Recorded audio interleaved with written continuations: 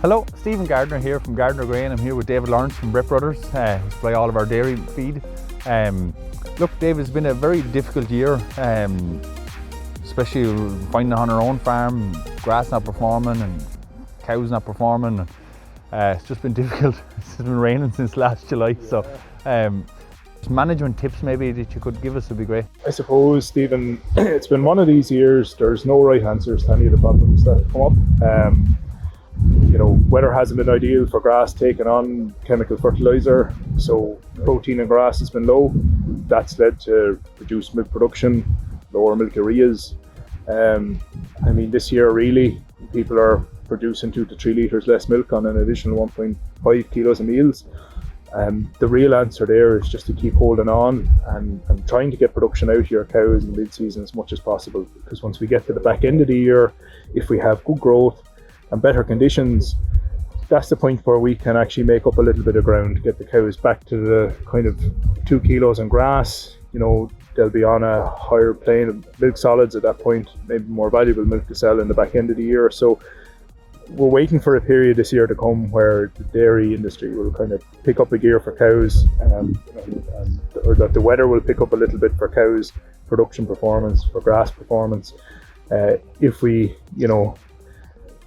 take it at the moment, put our concentrate feed, let cows run off of grass only and just try to reduce our costs. What we're at risk of is losing what production we do have at the moment. That production will be very important if we get a good period to come into the back end of the year. So really at the moment it's just hold on tight, try and manage your grass situation as much as possible. Grass at the moment is quite scarce on farms. There's a lot of cutting of silage done, a lot of first round grazing didn't get achieved because the late start of the spring.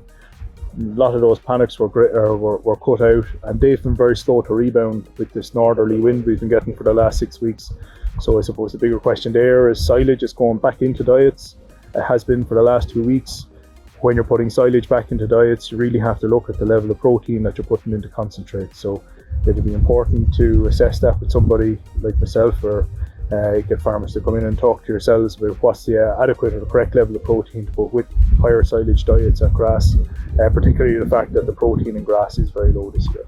Currently we're waiting for weather to improve and rain to come. If we can get softening of ground, we should get a better uptake of nitrogen. That nitrogen should lead to improved grass protein and are letting us kind of grow ourselves out of this grass deficit that we're in at the moment.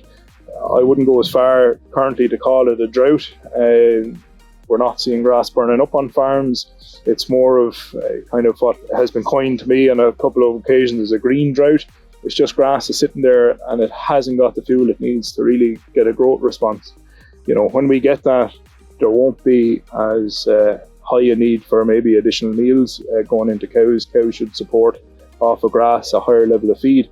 But we have seen this summer, and it's a notable trend, is where people have been shorter on grass and have replaced that grass with silage.